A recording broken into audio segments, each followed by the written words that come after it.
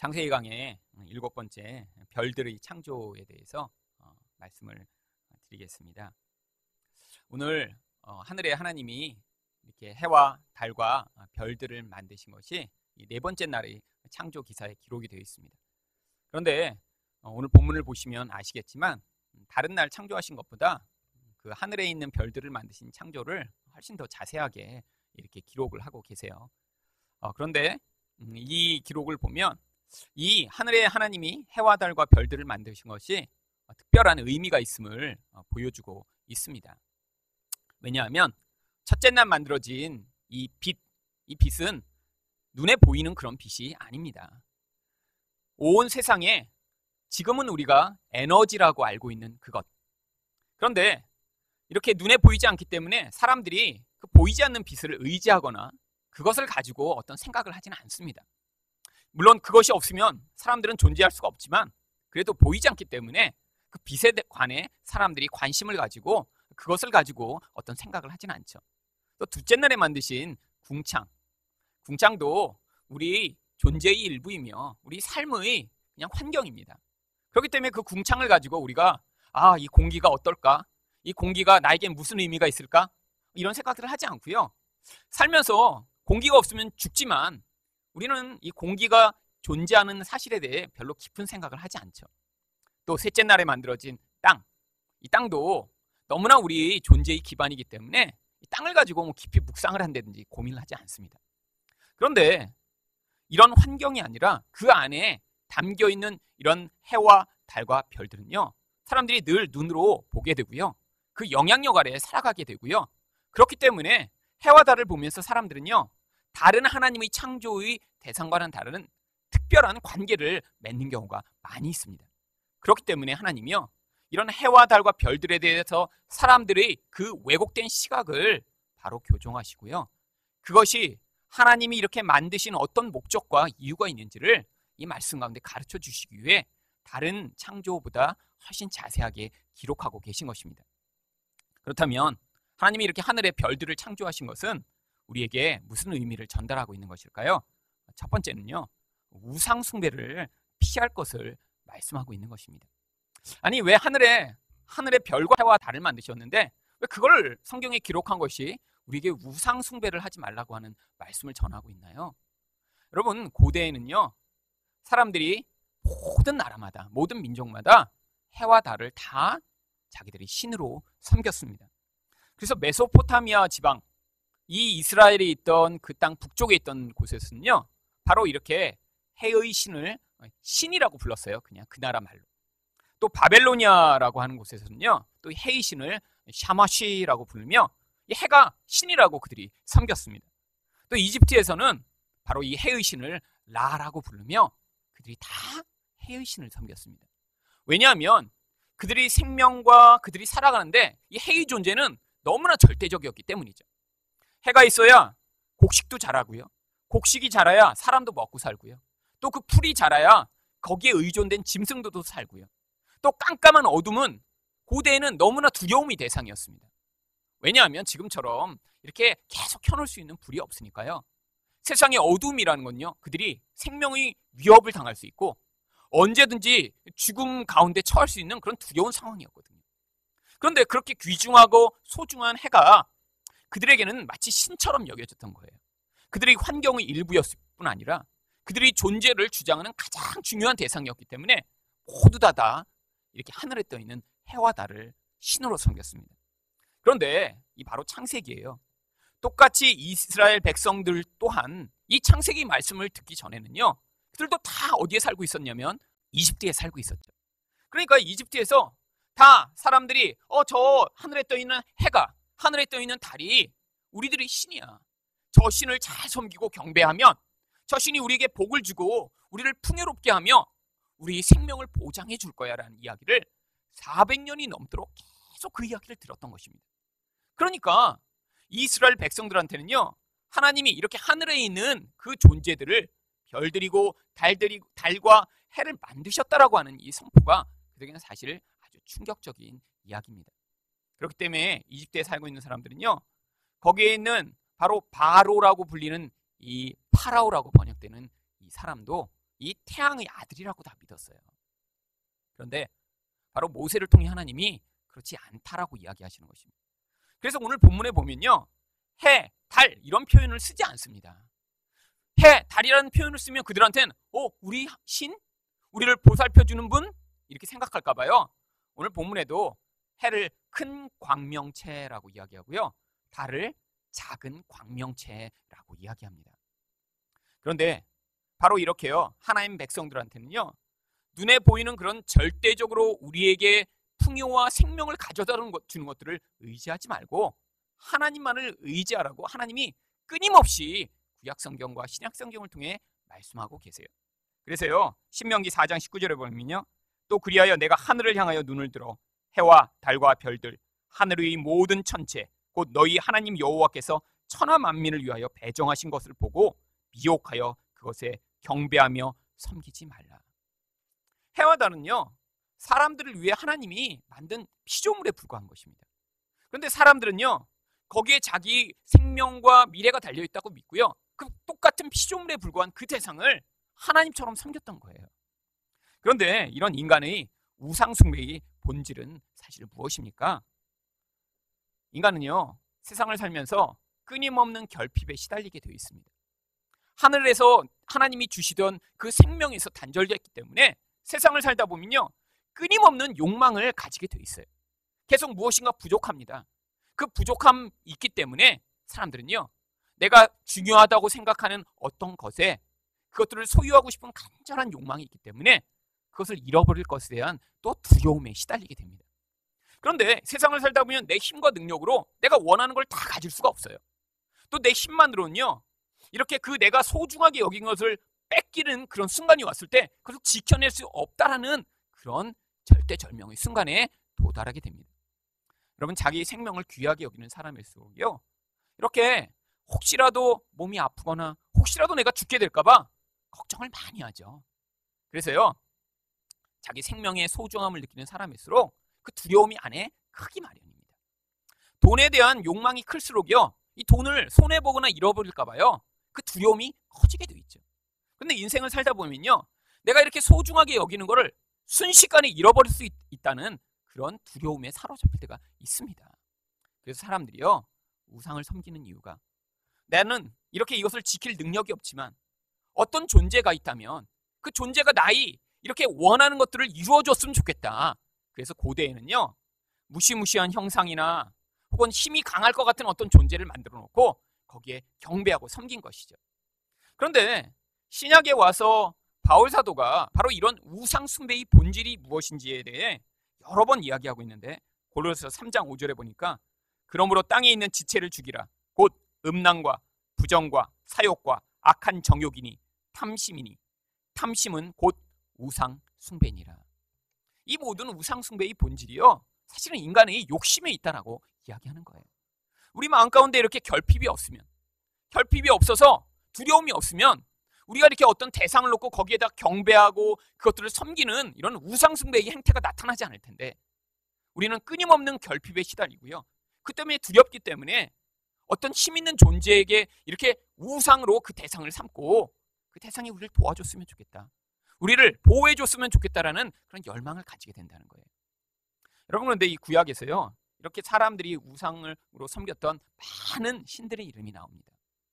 근데 그 신들 가운데요, 가장 악랄한 신의 이름이 있어요.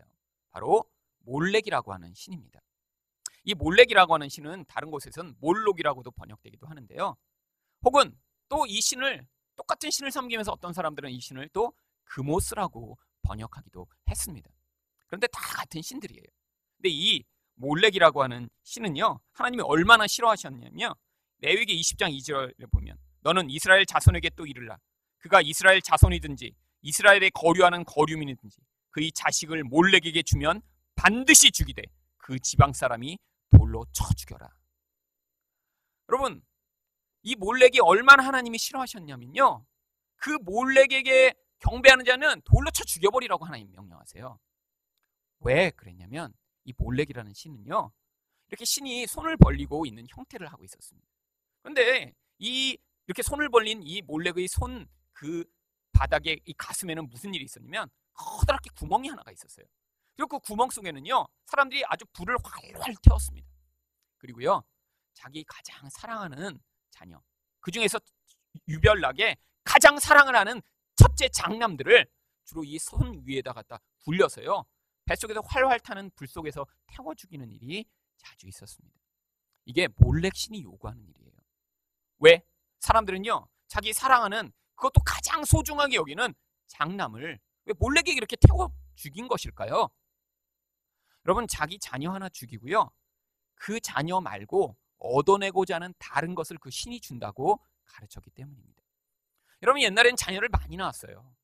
그러니까 여러 자녀 가운데 그래도 소중하지만 내가 소중하게 여기는 이거 하나 죽이면 그 신이 나에게 부자 되게 만들어주고 전쟁에서 이기게 해주고 나를 세상에서 성공하게 만들어줄 거라고 이렇게 가르쳤던 거예요. 여러분, 이것이 바로 우상숭배의 본질입니다. 여러분, 지금 여러분 교회 다니는 여러분이 지금 어디 절에 가서 이렇게 부처님한테 절을 하거나 뭐 칠성당에 이렇게 가서 시주를 하거나 그러시진 않죠. 그런데 하나님의 백성들도요, 예수를 믿는다고 하면서 똑같이 이렇게 몰렉을 섬기는 것 같은 그런 행위들을 할 때가 있습니다. 언제요? 어떤 대상을 놓고요, 그 대상이 내가 원하는 것을 이루어준다고 믿고 그 대상에게 정성과 집착과 욕망을 발휘할 때 그 대상은요, 반드시 이렇게 몰렉처럼 여러분에게 희생을 요구하며 네가 그것을 바치면 내가 이것을 대신 주겠다라고 요구해. 그 대상을 파괴하는 방식으로 사람들을 지배하게 되는 것입니다. 여러분, 2011년에 한국 사회에 아주 충격을 준 한 사건이 있었습니다. 바로 고등학교 3학년 한 학생이 자기 어머니를 죽이고요, 8개월 동안이나 그 안방에다 방치해 놓은 다음에 8개월 만에 발각된 거죠. 시체에서 냄새가 나니까요, 온 방을 다 공업용 본드로 다 발라버렸습니다. 그런데 이제 판결이 나기를 3년형을 받았어요, 이 학생이. 그런데 아니, 어머니를 그렇게 죽였는데 왜 3년밖에 못 받았냐면 바로 이 어머니가 이 아이를 아주 심하게 학대했기 때문입니다. 남편도 이 엄마의 아주 지나친 그 집착을 못 견디다 남편도 도망을 갔어요. 그런데 이 엄마가 얼마나 학대를 했냐면 얘가 7살 때부터 너는 서울 법대 가야 된다. 그리고 그때부터 때리기 시작한 거예요. 그 아버지가 가끔씩 아들을 만나면 여름인데도 긴팔을 입고 있는 거예요. 또 왜 이렇게 긴팔이 뭐 여름인데 하고 옷을 벗겨보면 온몸이 새파랗게 멍이 들었답니다. 초등학교 3학년 때부터 하루에 16시간씩 자리에 앉히고 공부를 시켰대요. 그래서 초등학교 6학년 때 토익 성적이 900점이 나왔답니다. 그런데 그 학대가 점점 심해지기 시작한 거예요. 이 아이는 점수가 떨어지면 엄마가 또 나를 때릴까 봐 엄마가 얼마나 학대를 심하게 했냐면 골프채로 때리고 홍두깨로 때리고 16시간, 17시간씩 책상에 옆에 붙여 앉아서 아이를 때리면서 밥을 굶기는데 바로 그 사건이 있기 이틀 전에도요, 이틀 동안 잠을 안 재우고 밥을 안 먹이면서 네가 성적이 떨어지면 내가 너를 계속해서 이렇게 만들 테니까 네가 1등을 해야 된다. 아이가 성적표를 그래서 위조를 한 거예요. 그런데 그게 이제 학부모 회의가 학교에서 있으니까 그 사실이 발각될까 봐 잠자고 있는 어머니를 죽였습니다. 여러분, 바로 이 어머니가 했던 이런 행위가 몰렉을 숭배하는 행위예요. 자식 하나 그렇게 잡아갔고요, 내가 원하는 이전에 얻지 못한 나의 욕망을 이루어줄 그런 것들을 원하는 것. 여러분, 그래서요, 지금은요, 절에 가서 이런 몰렉을 숭배하는 게 아니라 자기 집에서 지금 몰렉을 숭배하는 것 같은 행위를 하는 사람들이 엄청나게 많이 있습니다. 예전에 제가 섬겼던 교회가 강남 한복판에 있었죠. 그런데요, 매년 중학교 고등학생 중에 자살하는 학생들이 있었어요. 아니, 엄마 아빠도 다 교회 집사님이에요. 안수 집사님이에요. 그런데 애들이요, 1년에 한두 명씩 매년 자살합니다. 왜냐하면 이전에는 한때 공부를 잘했어요. 그런데 이제 고등학교 가고 성적이 예전만큼 나오지 못하면 그 집에서 받는 학대, 멸시, 그 집착을 견뎌내지 못하다가 이대로 사니 차라리 죽는 게 낫겠다 그래서 스스로 목숨을 끊는 거예요. 여러분, 많은 사람들이요, 아직도 어떤 대상이요, 내가 거기에 집착을 하면, 내가 열심을 부리면 그 대상이 내가 원하는 것을 이루어준다고 착각하는 경우가 많이 있습니다.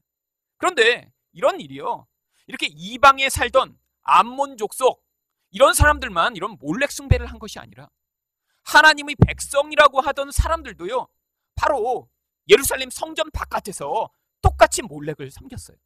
마치 지금도 교회 다니면서도요, 돈이 나의 이런 욕망을 이루어줄 거야. 그래서 그 성공을 위해 몸부림치며 살아가는 사람, 내 자식이 내 이런 채워지지 않는 욕망을 이루어줄 거야 해서 그 자식에게 집착하며 살아가는 사람들이 존재하는 것처럼요, 이스라엘 예루살렘 성문 바로 바깥에 한 무리들이 나타나 자기 자식들을 거기서 태워 죽이기 시작했습니다. 그래서 그 지역의 이름을 흰놈의 아들들의 골짜기라고 부르기 시작했어요. 왜냐하면 흰놈의 아들들, 이 흰놈이라고 하는 사람의 자식들이요, 집단적으로 자기 자식들을 거기서 태워 죽이기 시작했거든요. 그래서요, 이스라엘의 종교 개혁이 있을 때마다 그 지역을요 다 쓰레기장으로 만들었습니다. 그런데 그렇게 쓰레기장으로 만들어도요, 계속 사람들이 와서 거기 자기 자식을 태우는 거예요.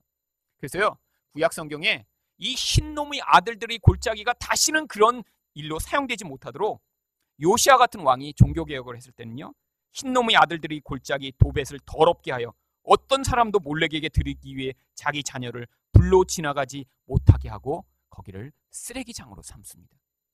사람들이 거기다 쓰레기를 갖다 버리고요, 거기서 불을 태워요. 그러니까 그 쓰레기가 계속 밤낮 없이 타기 시작합니다. 그런데 신약에서요, 바로 이 흰놈의 아들들의 골짜기라고 하는 이 히브리어를 그대로 가지고 와서 음역해서 사용하는 어떤 단어가 있습니다. 바로 그것이 게헨나라고 하는 단어예요. 이 히브리어로는 흰놈의 아들들이 골짜기인데요, 신약에서는 그냥 그걸 음역해서 갖고 와서 게헨나라고 부르며 항상 뭐라고 번역하냐면 지옥이라고 번역하고 있습니다. 신약 성경을 여러분이 읽다가요, 지옥이라는 단어가 나오면 사실은 그 단어가 원래 구약 성경에서는 흰놈의 아들들의 골짜기라는 단어를 그대로 갖고 온 단어예요. 지옥이 어떤 곳이에요? 자기 욕망을 위해 내 아들을 불태우는 그런 사람들이 거하는 곳, 그것이 바로 지옥인 거예요.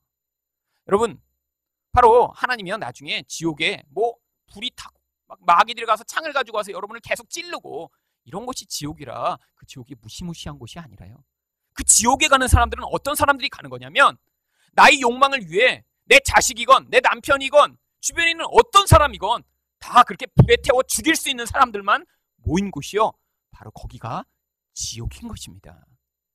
여러분, 그런 곳에 여러분이 간다고 생각해 보세요. 나 외에 다른 사람을 다 죽여버릴 수 있는 거예요. 여러분, 그런 사람들이 우글우글 하는 곳에 있다면요, 마귀가 없어도 거기는요 가장 고통스러운 곳이 될 거예요. 왜죠?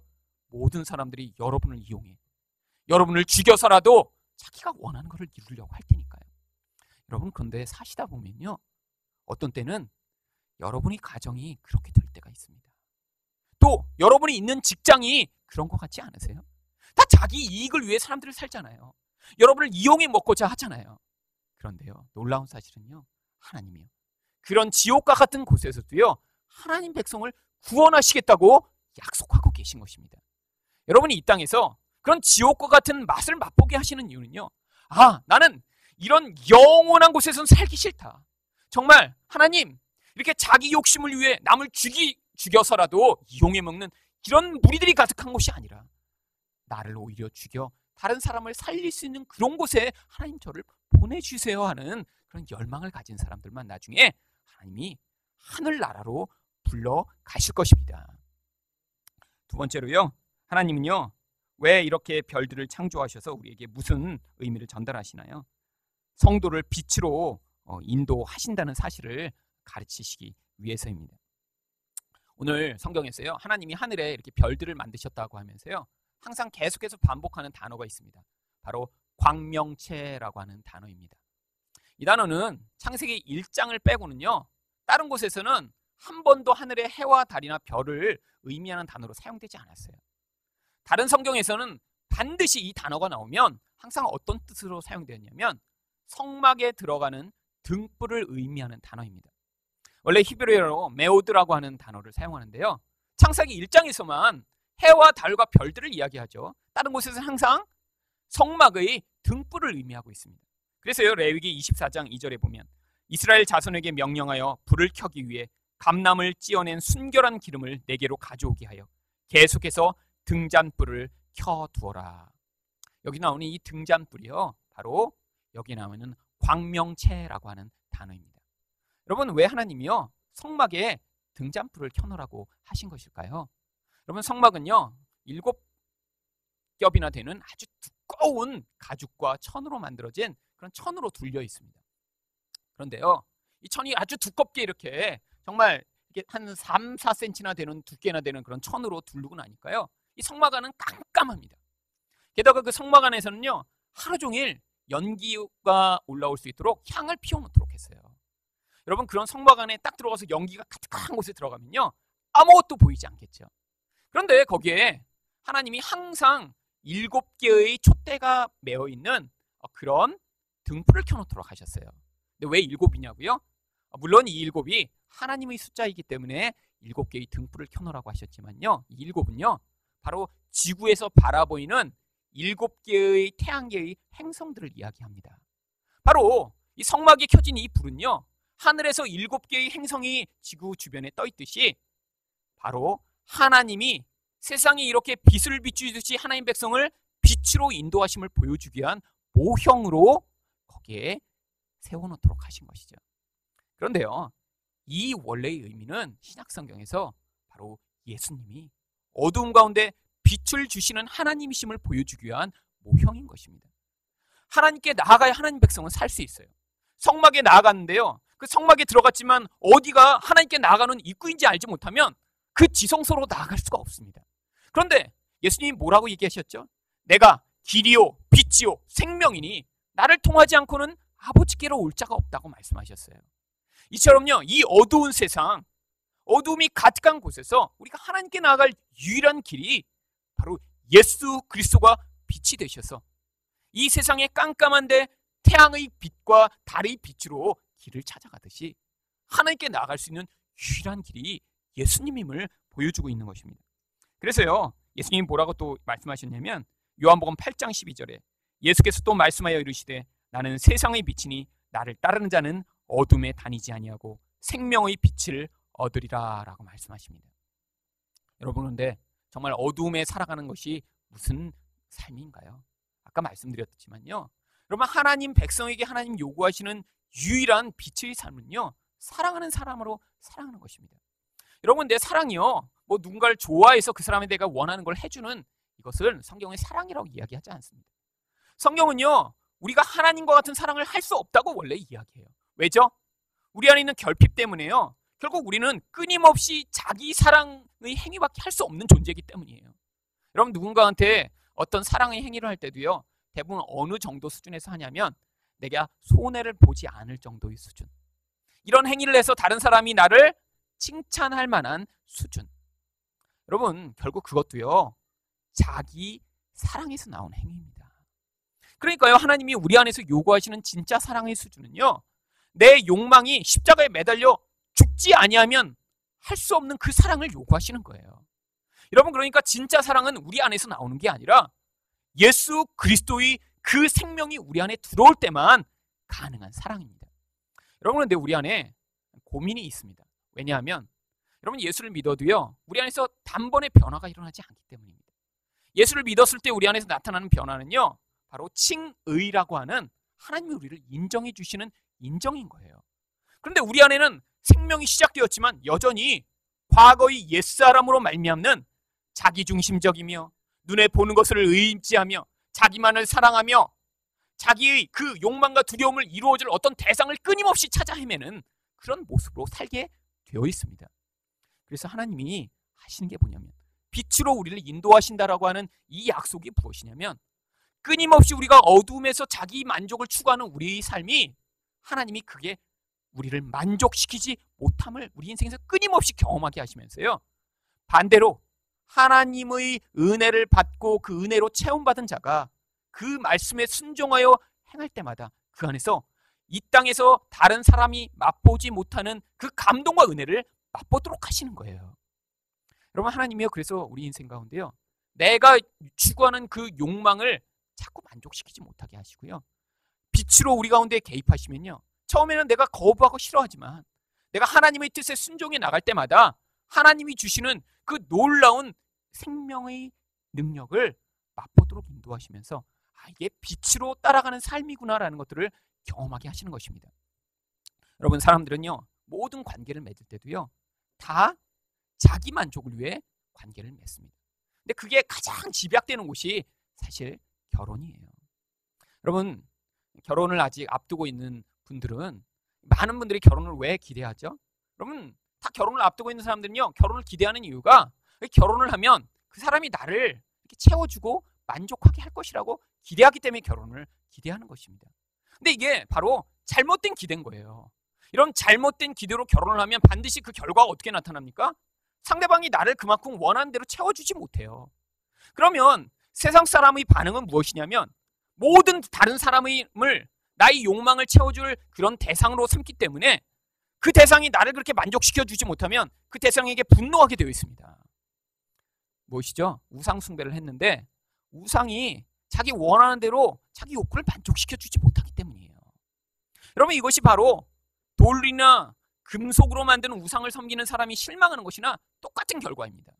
사람을, 나의 욕망을 만족시켜줄 대상으로 삼았는데 그 대상이 그 욕구를 만족시켜주지 못할 때, 절에 가서 시주를 1,000만 원 했는데 내가 원하는 결과가 이루어지지 않아 화가 나는 것이다. 저 사람, 저 남편, 저 아내가 나만 사랑해 주겠지? 나를 정말 축복하겠지? 저 사람을 만나서 내 평생이 행복하겠지라고 누군가를 기대하고 만났는데 그 욕구가 채워지지 않을 때 대상을 향해 분노하게 돼 있죠. 여러분, 그런데 하나님 백성에게는요, 그런 상황 가운데 빛을 먼저 비춰주셔서 우리가 예수님을 통해 받은 그 은혜로 말미암아 내가 그렇게 누군가를 통해 체험을 받지 못하더라도 그를 끊임없이 사랑할 것을 우리에게 요구하고 계신 거예요. 여러분, 많은 사람들이요, 관계가 깨지는 이유가 어디에 있냐면, 저 사람이 나를 이렇게 실망시키고 나에게 잘못하면 나도 똑같이 그걸로 복수하리라고 그래서 거기서 관계가 깨지는 것입니다. 여러분, 그렇잖아요. 우리가 누군가한테 잘하는 건요, 그 사람이 내가 원하는 수준에서 반응을 할 때 그때만 내가 잘하겠다고 생각하는 것이 우리 일반적인 반응입니다. 그런데 하나님이요, 세상이 이렇게 어두운 가운데 살고 있지만 하나님 백성에게 요구하시는 것은요, 다른 사람이 나에게 악을 행할지라도 그 가운데 우리가 하나님의 마음으로 반응할 것을 요구하시는 거예요. 왜죠?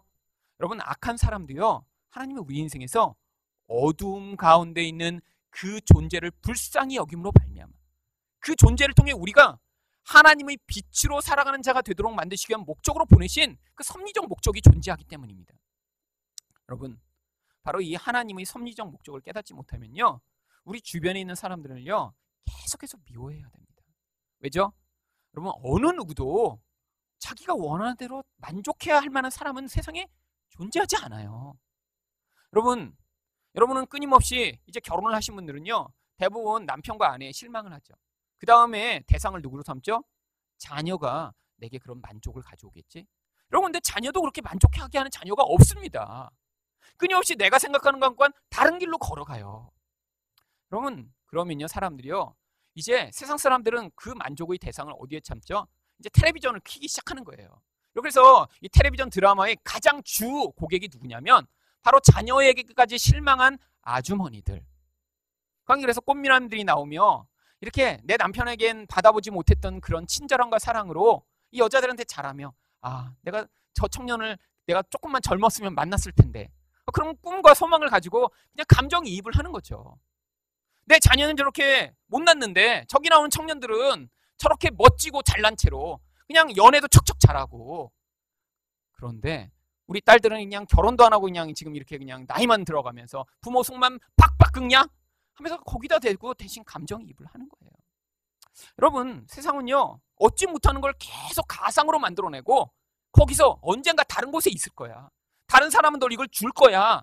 네가 얻지 못하는 건 너가 불행하기 때문이야 라고 우리에게 속이고 있습니다. 아니요, 어느 곳에도 없어요. 여러분, 그런 사람들이 진짜 존재하면요, 그렇게 사람을 만족시켜줄 그런 완벽한 세상이 존재하면요, 드라마가 만들어질 필요가 없습니다. 그냥 옆집 가서 보면 되죠. 그렇잖아요? 그런데 여러분, 그런 가상으로 우리를 끊임없이 어떤 것들을 만족시킬 것 같은 대상을 통해서 요구하는 게 뭐예요? 너는 아무것도 하지 않아도 그가 너를 사랑하고 그가 너를 도와주고 너의 모습에 관계없이 끊임없는 도움을 줄 거야. 아니요, 하나님 백성에게 하나님이 먼저 요구하시는 게요, 네가 먼저 나가 사랑하고 네가 먼저 섬기고 네가 먼저 용납할 것들을 우리에게 요구하시는 것입니다. 근데 누구만 가능하냐면요, 예수님이 먼저 우리를 그렇게 사랑하셨음을 자기 영혼에 깊이 있게 경험한 사람만이 그 일을 할 수 있는 거예요. 여러분, 어두운 가운데 예수님이 빛이 되신다는 건요, 우리가 그 빛으로 그렇게 따라가는 인생을 살아야 함을 이야기하는 것이고요. 우리 인생 가운데 있는 끊임없는 이런 선택의 과정 가운데 예수님을 통해 그 빛을 경험한 사람만이 그런 반응을 할 수 있는 것입니다. 마지막으로 하나님이 별들을 창조하시는 사실은요, 무엇을 우리에게 전달하나요? 하나님의 인자하심을 보여주는 것입니다. 여러분, 이 시편에 보면요, 이 천지 창조에 대해서 하나님의 인자하심을 찬양하는 그런 136편이라는 시가 존재합니다. 그런데 여기서 하나님이 이렇게 별들을 창조하신 것을 두고요, 시편 기자가 이렇게 노래를 합니다. 136편 7절 9절에 보면요, 큰 빛들을 지으신 이에게 감사하라. 그 인자하심이 영원함이로다. 해로 낯을 주관하게 하신 이에게 감사하라. 그 인자하심이 영원함이로다.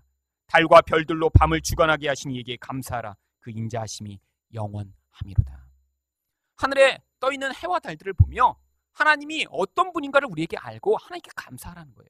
근데 그 내용이 바로 하나님의 인자하심입니다. 여러분, 근데 이 인자는요, 누군가 그냥 친절을 베푸는 정도의 사랑이 아니에요. 이 인자라고 사용되는 이 단어는 아주 특별한 단어입니다. 이 단어는 원래 히브리어로 헤세드라고 하는 단어를 번역한 거예요. 그런데 이 단어는요, 다른 곳에서는 사용되지 않는 단어입니다. 세상 사람의 관계에서는요, 이 단어가 잘 쓰일 수가 없는 단어예요.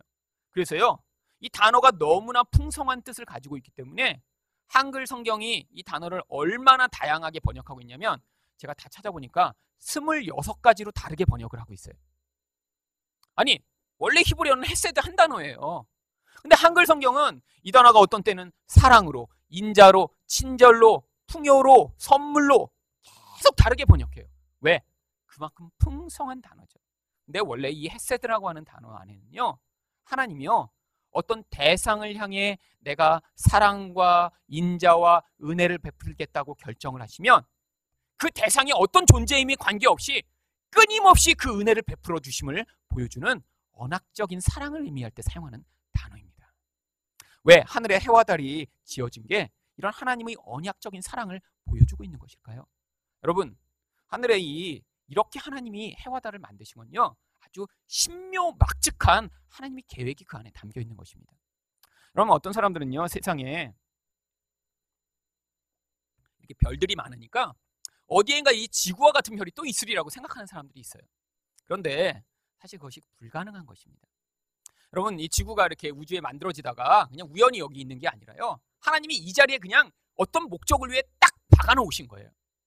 태양으로부터 지구까지의 거리가 1억 5천만 킬로라고 합니다. 약 아주 먼 거리죠. 1억 5천만 킬로.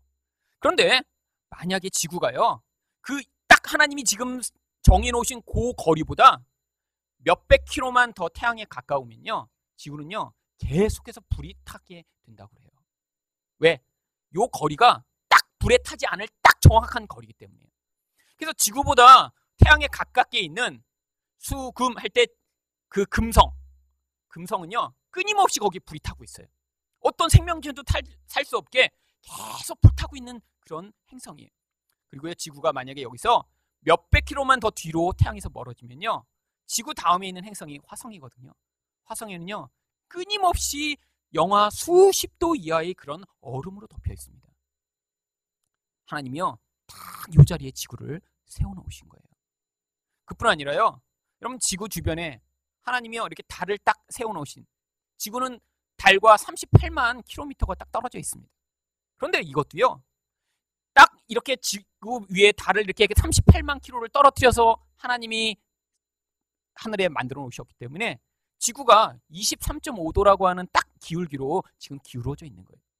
이렇게 지구가 이렇게 기울어져서 딱 이대로 계속 자전을 하면서 태양을 돌 수 있는 게요, 달이 이 기울기가 흔들리지 않도록 달의 중력으로 지구를 거기서 돌면서 유지하고 있기 때문이에요. 여러분, 팽이를 굴려보셨어요? 팽이를 이렇게 땡 굴리면요, 힘을 잃어버리면 처음에 막 똑바로 돌다가도 넘어져 버립니다. 근데 지구를 한번 보세요. 지구는 23.5도가 기울어져 있는데 그 기울기로 넘어지거나 똑바로 서지 않고 계속 돌고 있는 거예요. 왜 그러냐면 딱 그 기울기 반대되는 측면으로 달이 계속 돌면서요. 똑같은 인력으로 움직이지 못하도록 만들어 놓는 거죠. 여러분, 근데 이렇게 달이요. 딱 그 거리에서 돌고 있기 때문에 지구에 무슨 일이 벌어지냐면 밀물과 썰물이 딱 지금과 같은 정도로 계속 유지되고 있는 거예요. 만약에 달이요. 조금만 멀리서 돌고 있으면요. 바다에 이렇게 파도가 치지 않습니다. 근데 그럼 무슨 일이 벌어지냐면요. 육지에서 나오는 에너지 그 모든 먹을 게 바닷속으로 들어가지 못하기 때문에 바다의 생물들이 다 죽어버려요. 아니, 그럼 달이 조금만 가까우면요. 그럼요, 파도가 너무 심하게 쳐갖고요. 이 해변이 다 쓰나미로 다 물에 잠기게 됩니다. 하나님이요. 딱 그 거리만큼 달도 세워놓으신 것이죠. 그래서 여러분, 태양으로부터 하나님이요. 이렇게 지구가 생존할 수 있는 모든 종류의 에너지를 보내고 계십니다. 그런데 하나님이요. 이런 은혜를 예수 믿는 사람한테만 주시나요? 아니죠. 모든 생명체에게 지금 하나님이 끊임없이 공급하고 계신 거예요. 여러분, 하나님이요. 이런 인자하심으로 지금 반응하고 있기 때문에 우리 또한 살 수 있는 것입니다. 여러분, 우리가 잘했을 때만 하나님이 우리에게 은혜를 베풀고 계시나요? 하나님이 우리가 하나님 앞에서 정말 신실하게 반응할 때만 하나님이 우리를 사랑하고 계시나요? 하나님의 사랑은요. 그 인자하심에 바탕을 둔 사랑이에요. 여러분, 그렇기 때문에요. 하나님이 여러분이 낙심할 때, 여러분이 하나님을 우상처럼 섬길 때, 아니 하나님을 오랫동안 떠났을 때에도요. 하나님은 신실하게 여러분에게 반응하시며 여러분을 지금 사랑하고 계신 것입니다. 악인조차도 하나님이 이런 은혜로 살려내고 계신데, 하늘에 있는 별과 달은 해는 하나님이요. 모든 존재를 향해 끊임없이 은혜로 반응하시는 하나님이심을 보여주고 있는 증거인 것입니다. 그래서 시편 기자가 하늘의 별들을 보며 하나님의 인자하심에 감사하라라고 고백을 했던 것이죠. 여러분, 하나님은요. 이렇게 하나님의 백성들에게 빛을 주시기 위해 하늘에 해와 달을 만드시고요. 하지만 우리가 그렇게 하나님의 선물에만 관심을 가지고 참된 그 선물을 주신 하나님을 잊어먹지 않고 하나님만을 섬기도록 우상숭배를 경계하시며, 또한 하나님이 우리의 연약함과 부족함과 죄악에도 불구하고 끊임없이 은혜를 베푸시는 하나님이심을 기억하도록 하늘의 태양과 달과 별들을 만드신 것입니다. 이런 하나님을 여러분 햇님을 보실 때마다, 달님을 보실 때마다 기억하시면서요. 우리 하나님의 인자하심을 감사하는 성도들이 되시기를 예수 그리스도 이름으로 축원드립니다.